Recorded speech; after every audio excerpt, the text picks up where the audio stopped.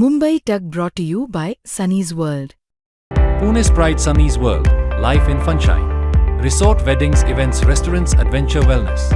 Sunny's World, perfect destination for every occasion.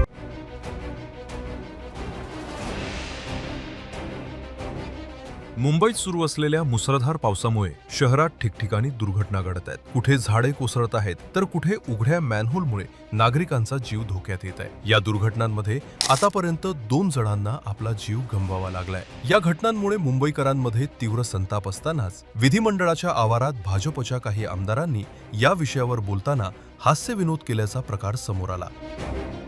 यामुळे जनतेत प्रचंड नाराजी पसरली असून विरोधकांनीही याचा तीव्र निषेध केलाय. या पार्श्वभूमीवर आता मनसे अध्यक्ष राज ठाकरे यांनीही या घटनेचा थेट उल्लेख करत मुख्यमंत्री देवेंद्र फडणवीस यांना परखड प्रश्न विचारलेत.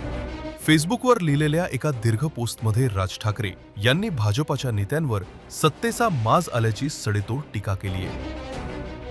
राज ठाकरे लिहितात, माननीय देवेंद्र फडणवीस साहेब, भारतीय जनता पक्षाच्या केंद्रातील नेत्यांना सत्तेचा माज आलाय अशी चर्चा पूर्व, पश्चिम, उत्तर आणि दक्षिण भारतात सर्रास केली जाते. केंद्रातील नेते वाटेल तसे वागत आहेत याचा राग लोकांच्या मनात होता आणि आजही आहे. पण हा संसर्ग आता आपल्या राज्यापर्यंतही पोहोचलाय का आणि आपण तो पोहोचू देत आहात का? देशातील इतर राज्यांचे राजकारण आणि महाराष्ट्राचे राजकारण यामध्ये जमीन अस्मानाचा फरक होता. महाराष्ट्रातील राजकीय नेत्यांच्या विचारसरणीचे आणि मोठेपणाचे कौतुक व कुतूहल संपूर्ण देशात होते. मात्र गेल्या काही वर्षात आपण आपली बरोबरी उत्तरेकडील काही मागास विचारांच्या राज्यांशी करायला लागलो आहोत हे आता स्पष्टपणे जाणवत आहे. आपलाच एक आमदार आणि पदाधिकारी लोकांच्या मृत्यूवर फिदी हसतो आणि त्याच्यावर कारवाईचा एकही बडगा उगारला जात नाही. एक प्रसिद्ध वाक्य आहे जे आपणही ऐकले असेल, power tends to corrupt and absolute power corrupts absolutely. या वाक्याचा अर्थ उद्या समजावून सांगायची वेळ आली तर सध्याचे भारतीय जनता पक्षाचे आपले काही सहकारी हे त्याचे आदर्श उदाहरण ठरतील अशी परिस्थिती आहे. कुणालाच कशाचाही खेद नाही, खंत नाही अशी स्थिती आहे आणि या सगळ्यात आपण एक शब्दही बोलत नसल्यामुळे सर्वजण बेफाम झालेत.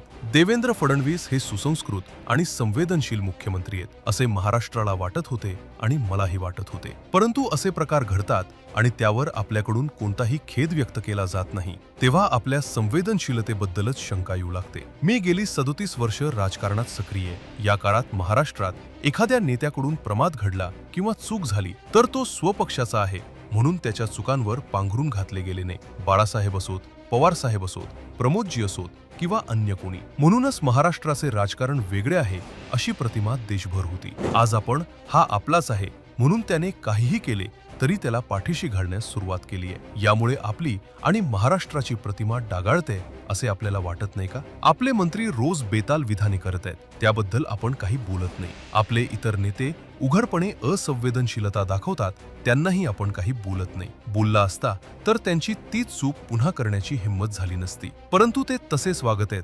यावरून स्पष्ट होते की आपण त्यांना काहीही समज देत नाही. आपल्या मौनाचे नेमके कारण काय? महाराष्ट्राच्या मुख्यमंत्र्यांकडून काही संकेतांची अपेक्षा कायम असते, मग ते कोणत्याही पक्षाचे का असेनात. त्या अपेक्षांचा भंग करू नका, अन्यथा देवेंद्र फडणवीस ही प्रतिमा केवळ स्वकीयांच्या चुकांना पाठीशी घालणारा भाऊ अशीच राहील. आणि यात सर्वात महत्त्वाचे म्हणजे महाराष्ट्राच्या राजकारणात चुकीचे पायंडे पडतील. खरे तर असे बेफाम वागणाऱ्यांकडून आपण राजीनामे घ्यायला हवेत, परंतु आपण ते का करत नाही हे समजत नाही. वेडेवाकडे वागणाऱ्यांना फडणवीस जबर शासन करतात हे एकदा दाखवून द्या म्हणजे सगळेच सुतासारखे सरळ होतील. आपण सुज्ञ आहात, आपल्याकडून अपेक्षा आहेत. आपलाच राज ठाकरे.